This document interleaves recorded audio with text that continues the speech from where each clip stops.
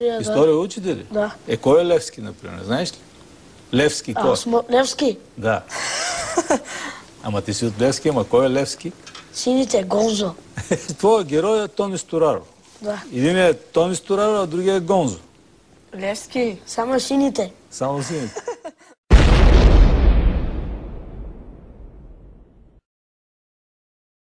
Сега Мартин Петров. Петров на фланга срещу Даниел Димов. Петров асистира.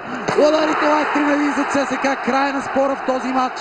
Добавеното време Мартин Петров като истински лидер осъзна какво трябва да направи. Спринтира по фланга, асистира. Иван Маркович карва за 3-1. ЦСКА реши спора в добавеното време. Резултатът вече е 3-1. Шансовете на Левски да измъкне нещо в последния си важен матч за сезона се изпариха окончателно.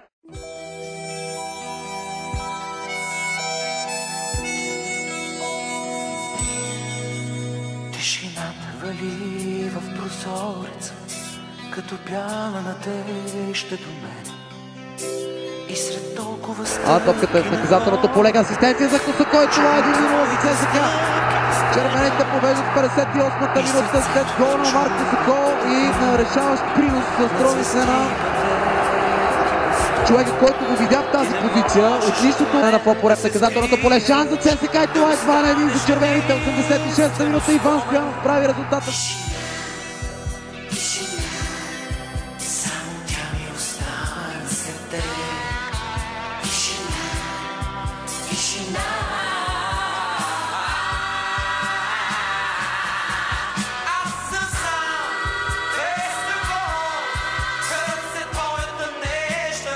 Нямаше достатъчно аргументи в футболен план днес отбора на Елин Топозаков, за да измъкне нещо повече от загуба и ЦСКА нанесе четвъртия финален удар по Левски. Тази година повече дербита, поне към този футболен сезон, няма да има между двата отбора. Независимо, че Левски отбеляза най-накрая след повече от 8, дори 9 часа суша срещу своя съперник, това няма да донесе никакво успокоение за хората, които обичат 100 годишния футболен клуб Левски.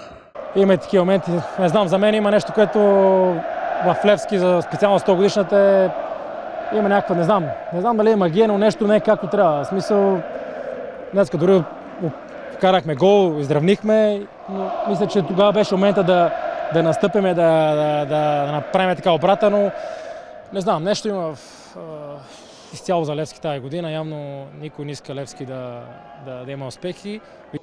Защото миналата година Левски с всички възможни средства, с цялата съдийска помощ, възможно, не можа да стане шампион.